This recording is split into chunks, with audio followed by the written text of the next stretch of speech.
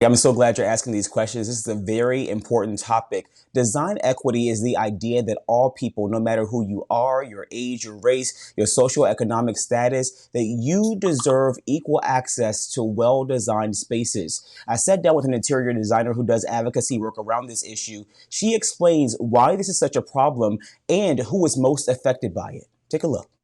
My name is Kia Weatherspoon. I am the president and founder of Determined by Design. We are an interior design firm that focuses on design equity. For people who don't know what design equity is, what is that all about? So I think people often hear, you tell someone you're an interior designer and they say, oh my God, I love HGTV. Could you come to my home? And they think of it as this luxury service.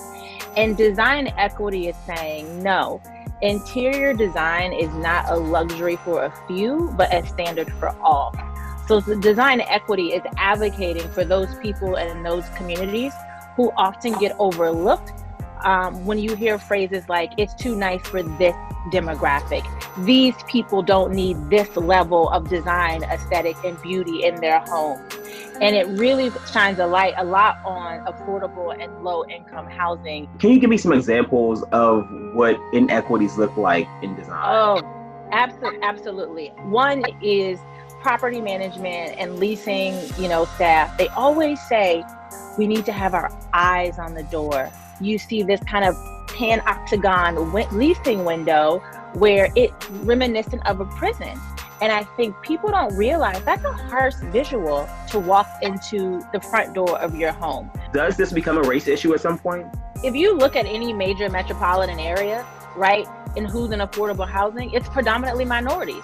If we were in middle America and it was predominantly white people, I would be advocating for the same thing, right? But I think if you just look at the makeup and the statistics on affordable housing, it is people of color.